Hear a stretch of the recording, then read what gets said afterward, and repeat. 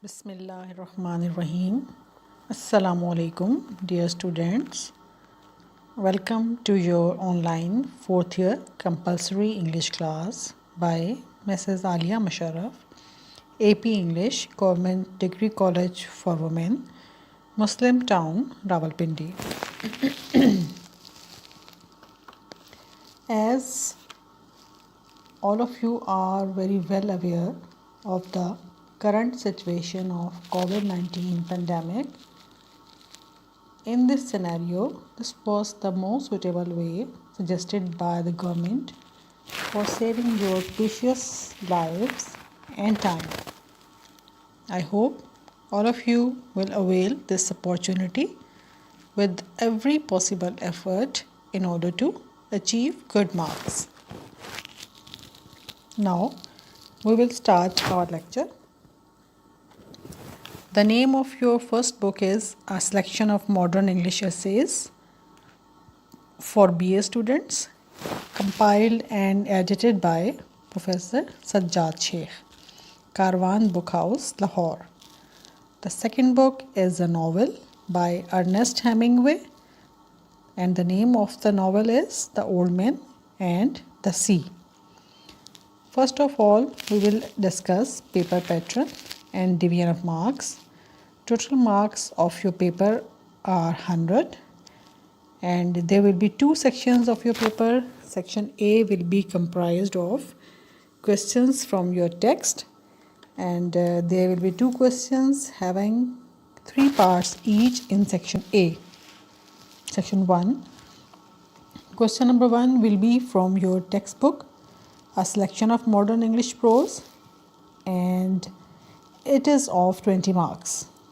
Question number 2 will be from novel The Old Man and the Sea, and it is also of 20 marks. You have to attempt any two questions out of three questions, and your answer must be of 150 words each.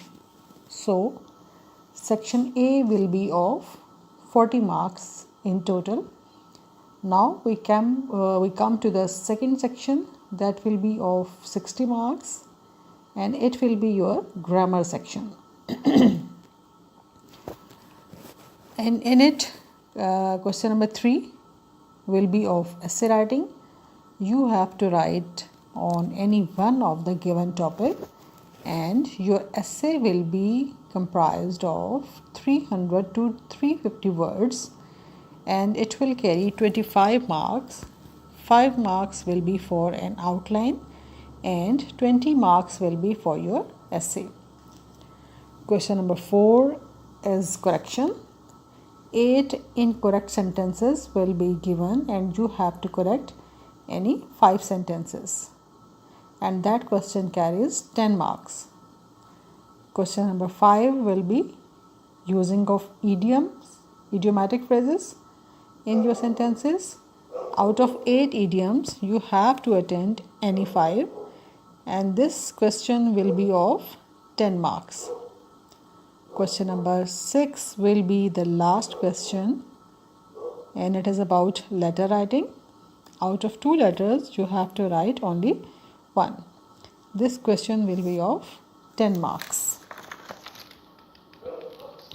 Let's start our first chapter. The name of the first chapter is Pakistan and the Modern World by Liaquat Ali Khan. As all of you know that Liaquat Ali Khan was our first Prime Minister, and in 1950 he delivered his speech in the University of Kansas. The university conferred an honorary degree on him. In this chapter, Liaquat Ali Khan discusses the causes of the creation of Pakistan, mainly the two-nation theory at the start. He explains the condition of Pakistan at partition or independence. He discusses the meaning of freedom. Finally, he compares the developed Western world with the less developed states of the eastern countries like Pakistan. He tells about what the West can do in this situation. The last part of the speech is about the need for us to be free from poverty, disease, and ignorance in order to take our rightful place in the modern world. In this chapter, Liaquat Ali Khan explains the causes of the creation of Pakistan. Firstly, because partition, 100 million Muslims were living with 300 million followers of other religions, mostly Hindus in India, and the Hindus were dominating the life of the Muslims. In case of independence from the British without partition, the Hindus would have become masters of the Muslims. And secondly, the Muslims and Hindus are different religiously, culturally, and socially. The Muslims believe in one God, while the Hindus believe in many gods. The Muslims believe in the equality of all men and do not approve of priests to establish their contact with God. The Hindus have a caste system that does not permit those at the top to eat with or touch those at the bottom. The Muslims believe in the right of private ownership of property for men and women alike. Their laws of inheritance promote the distribution of wealth and discourage the heaping up of unearned wealth. The Hindus have economic laws different from these. Thirdly, it was feared that if the Muslims did not have an independent country, the Hindus would crush them. ٹھیک ہے بچوں، یہ آپ کا ایک briefly آپ کے سامنے انٹروڈکشن ہے آپ کے فرسٹ چیپٹر کا، جو کہ در حقیقت ایک عدد اسپیچ ہے جو کہ ہمارے پہلے پرائم منسٹر لیاقت علی خان نے ڈیلیور کی تھی ایٹ کینسس یونیورسٹی ان امریکہ. اور اس دورے کے دوران وہ اپنے سرکاری دورے پہ تھے ایز اے پرائم منسٹر، اور جہاں پر اس یونیورسٹی نے ان کو ایک اعزازی ڈگری سے نوازا تھا. اس سپیچ میں لیاقت علی خان نے روشنی ڈالی کہ پاکستان کو وجود میں لانے کے لیے کیا وجوہات تھیں جو پاکستان کے معرض وجود میں آنے کا سبب بنی، جس میں سب سے امپورٹنٹ، سب سے اہم جو تھی وہ ہماری 2 نیشن تھیوری تھی، جس کے بارے میں آپ اچھی طرح سے آگاہ ہیں. آپ نے اپنے مطالعہ پاکستان میں بارہا اس کے بارے میں پڑھا ہے، 2 قومی نظریہ. اور اس اسپیچ کے ذریعے انہوں نے وضاحت کی کہ جب ہماری تقسیم ہوئی بر صغیر میں تو پاکستان کی کیا حالت تھی، اور انہوں نے مزید یہ بتایا کہ ہمارے لیے آزادی کیا معنی رکھتی تھی.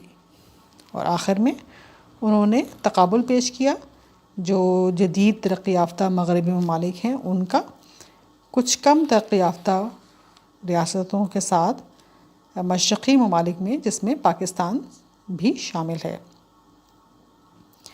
اس کے علاوہ انہوں نے یہ بھی بتایا کہ مغرب جو ہے وہ اس صورتحال میں کیا کردار ادا کر سکتا ہے. اور اس اسپیچ کا جو آخری حصہ تھا اس میں انہوں نے اس ضرورت کے بارے میں بتایا جو کس طرح سے ہم دنیا میں پاورٹی یا غربت سے نجات دلا سکتے ہیں، بیماری سے نجات دلا سکتے ہیں، اور جہالت سے نجات دلا سکتے ہیں، تاکہ ہمیں بھی ہمارے اس پوری دنیا میں، جدید دنیا میں، ہمیں ہمارا صحیح مقام جو ہے وہ مل سکے. اس کے علاوہ لیاقت علی خان نے یہاں پہ وہ وجوہات بتائیں جو پاکستان کی کریشن کا سبب بنی.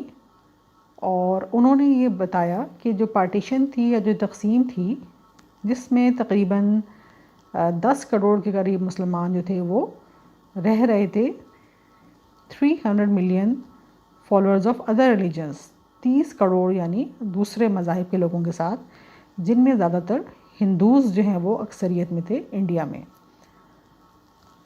اور وہاں پر کیونکہ ہندو جو ہیں وہ تعداد میں زیادہ تھے تو وہ مسلمانوں کی زندگیوں میں غالب اکثریت رکھتے تھے. اور اگر ہم کسی صورت برٹش سے آزادی حاصل کر لیتے بغیر تقسیم کے تو ہمارے اگلے آقا ہندو ہوتے ڈیفینیٹلی. ٹھیک ہے جی. اور انہوں نے مزید یہ بتایا کہ the Muslims and Hindus are different religiously کہ مسلمان اور ہندو جو ہیں ان کا تو مذہب بالکل الگ ہے ایک دوسرے سے، ہماری ثقافت بھی الگ ہے، ہماری معاشرتی تہذیب بھی الگ ہے، اور اس کے علاوہ یہ کہ ہم جو مسلمز ہیں ہم اللہ تعالیٰ کی ایک واحد ذات پہ بیلیو کرتے ہیں، جس کی وجہ سے ہمیں مونوتھیسٹ کہا جاتا ہے، جبکہ ہندوؤں کے تو بہت سارے خدا ہیں، انہوں نے اپنے ہاتھوں سے بنائے ہوئے ہیں خدا، بہت سارے دیوی دیوتا ہیں ان کے، تو اس وجہ سے جو ہندوز ہیں وہ پولیتھیسٹ کہلاتے ہیں۔ اس کے علاوہ جو مسلمان ہیں وہ تمام انسانوں کی ایکویلٹی کے اوپر، ایک جیسا ہونے پر یقین رکھتے ہیں، جس کے بارے میں آپ نے سنا ہوگا، علامہ اقبال نے بھی کہا تھا، ایک ہی صف میں کھڑے ہو گئے محمود و ایاز، نہ کوئی بندہ رہا اور نہ کوئی بندہ نواز۔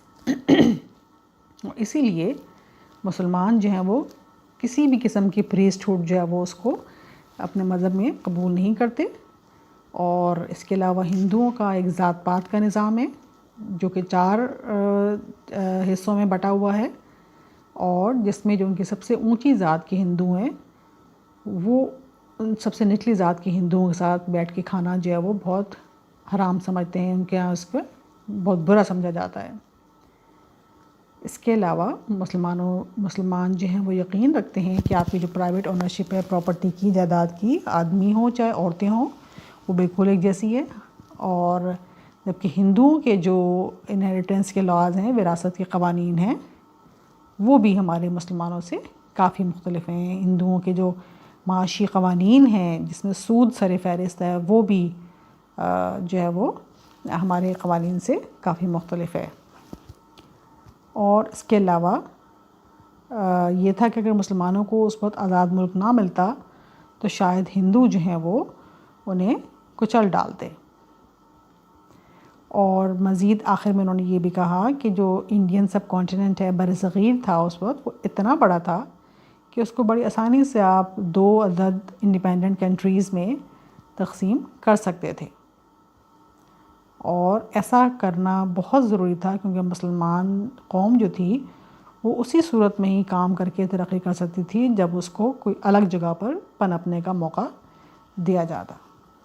ٹھیک ہے بچوں، یہ آپ کا فرسٹ چیپٹر کی بریف آپ کو ایک سمری بتائی گئی ہے۔ اب آپ نے کرنا کیا ہے، جیسے آپ کو 3rd ایئر میں بھی ٹائم اینڈ اگین آپ کو بتایا جاتا تھا کہ بچوں آپ نے جو بھی، اب اس کے کویسچنس میں آپ کو امپورٹنٹ کویسچنس دکھواؤں گی تو آپ نے ان کے جوابات جو ہیں وہ ایٹ لیسٹ 5 ٹائمز لکھ کے ان کو آپ نے یاد کرنا ہے۔ ٹھیک ہے، اس پورے چیپٹر کی آپ ریڈنگ کیجئے، اور اس میں سے جو مشکل الفاظ ہیں ان کو آپ ہائی لائٹ کیجئے، مطلب ڈھونڈیے ان کا ڈکشنریز کو کنسلٹ کرتے ہوئے، اور پھر آپ ان کے کویسچنس اور آنسرز جو ہیں وہ تیار کریں گے۔ مینلی آپ نے سب سے پہلے ایک سمری تیار کرنی ہے، اس کی بریفلی انٹروڈکشن دینا ہے اس میں سارا آپ نے، اور اس کے بعد ڈفرینٹ کویسچنز جو آپ کے پاسٹ پیپرز میں آتے رہے ہیں وہ آپ کو آپ کی پریکٹس کے لیے بتائے جائیں گے۔ اس کے ساتھ ساتھ بچوں آپ اپنی گرامر کی تیاری بھی شروع کر دیجئے، جس میں سر فہرست آپ کا جو سب سے امپورٹنٹ کویسچن ہے وہ ایسیز کا ہے، جو میں نے ابھی آپ کو پہلے ڈسکس کیا ہے، اور آپ کے ایسے جو ہیں وہ اس دفعہ 25 مارکس کے آپ کے ایسے آئیں گے۔ ڈویژن آپ ذرا غور سے دیکھ لیجیے گا پھر دوبارہ، 40 مارکس آپ کی بک اور ناول کے لیے ہیں، اور 60 مارکس کی آپ کی گرامر ہے۔ تو you have to focus mainly on your grammar part so that you can get good marks. تو ایسے جو ہے بچوں اس میں 5 لائنس کی آپ کی آؤٹ لائن ہوگی، اور 20 مارکس کا آپ کا باقی کنٹینٹ ہوگا، وہ میں انشاءاللہ آپ کو نیکسٹ لیکچر میں ایکسپلین کر دوں گی کہ آپ نے کس طریقے سے ایسے جو ہے وہ تیار کرنا ہے، ٹاپک بھی میں آپ کو دے دوں گی۔ آپ اس دوران میں پلیز اپنی بکس خریدنے کی کوشش کیجئے، جتنا جلدی ہو سکے اب اپنی بکس جو ہیں وہ پرچیز کر لیجئے۔ ٹھیک ہے بچوں، انشاءاللہ پھر نیکسٹ لیکچر کے ساتھ ملاقات ہوتی ہے۔ اوکے جی، اللہ حافظ۔